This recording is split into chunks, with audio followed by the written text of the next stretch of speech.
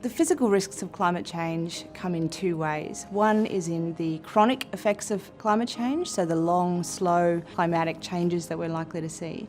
And the other is the acute effects of climate change, which is increasing frequency of more extreme events. So whether it's the sea level rise over the long term, or whether it's shorter, sharper periods of heavy rainfall, physical climate risk is all about understanding what's likely to happen and what you need to do about it. Financial institutions are interested in physical climate risk because it's clear now that it actually poses a risk to their loan portfolios and investments, and if it happens across the economy at scale, it can have a huge impact on the financial system, financial performance of the sector, and potentially represents a systemic risk.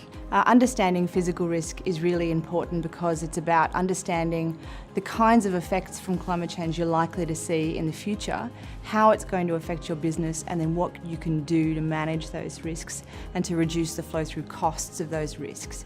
So this can play out in a number of ways depending upon where you are and what the actual physical risks are.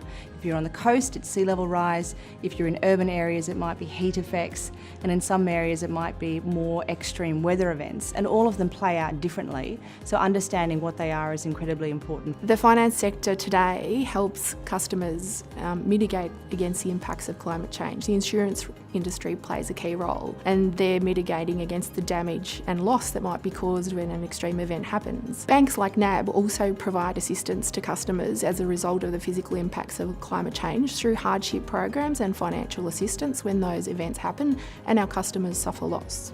Australian and New Zealand scientists have done a huge amount of work in making very complicated climate science more accessible and usable for the private sector. So what we're seeing is a lot of tools coming through that pick up that science and that climatic data and turn it into different types of tools that can be used by financial institutions and investors. There's a significant amount of activity now coming out of the finance sector as they work to understand climate data and the risks that represents. They are building it into risk assessment processes, looking at how they provide products and services to support customers who have got to respond to climate change, looking at how they can adapt to climate change or build resilience. They're taking the science that's been developed over decades by leading climate scientists and really translating it into business tools and investment frameworks that they can apply and use in their decision making on an ongoing basis. The directors and trustees have a legal obligation to be managing physical risk and climate risk for their business and for their portfolios.